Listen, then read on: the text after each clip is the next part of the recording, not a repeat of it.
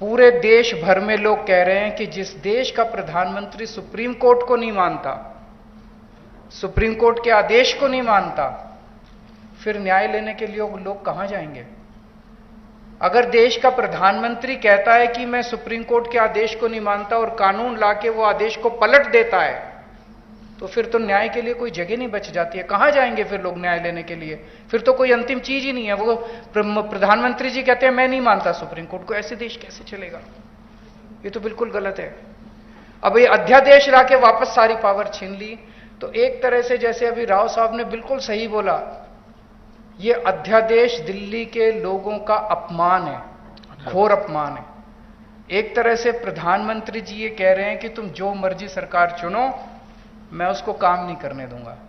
तो दिल्ली के लोगों को चैलेंज कर रहे हैं प्रधानमंत्री मोदी जी कि मैं तुम जो मर्जी सरकार चुनोगे मैं काम नहीं करने दूंगा। और ये बात केवल दिल्ली के लोगों की नहीं है, पूरे देश में हम लोग देख रहे हैं कि अगर किसी राज्य के अंदर लोग नॉन बीजेपी गवर्नमेंट बना देते हैं तो उसको काम नहीं करने देते। या तो तीन तरीके अपनाते हैं, या तो वहां पे एमएलए खरीद लेते हैं दूसरी पार्टी के, सरकार गिरा देते हैं। कितना हमने देखा, कितनी जगह पे देखा, एमएलए खरीद के सरकार गिरा देते हैं। या एमएलए तोड़ लेते हैं, ईडी भेज के, सीबीआई भेज के, डरा के एमएलए तोड़ लेते हैं, सरकार गिरा देते हैं। या फिर ऑर्डिनेंस ले आते हैं गवर्नर के जरिए, गवर्नर का गलत इस्तेमाल करके सरकार को तंग करते हैं। जैसे आप लोगों के गवर्नर आपके बिल नहीं पास होने देते, काम नहीं करने देते उन लोगों को।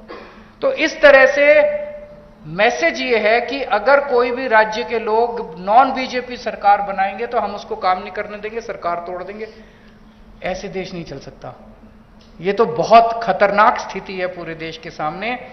मैं जो पूरे देश भर में घूम रहा हूं समर्थन मांगते हुए, मैं केवल अपने लिए समर्थन नहीं मांग रहा, मैं देश के संविधान के लिए और देश के जनतंत्र के लिए समर्थन मांग रहा हूं। हमारे जो स्वतंत्रता सेनानियों ने लड़ाई लड़ी थी, वो ऐसे भारत के लिए लड़ाई थोड़ी लड़ी थी कि एक पार्टी आएगी सेंटर के अंदर, वो पार्टी बस एक ही पार्टी का पूरे देश के अंदर राज होगा।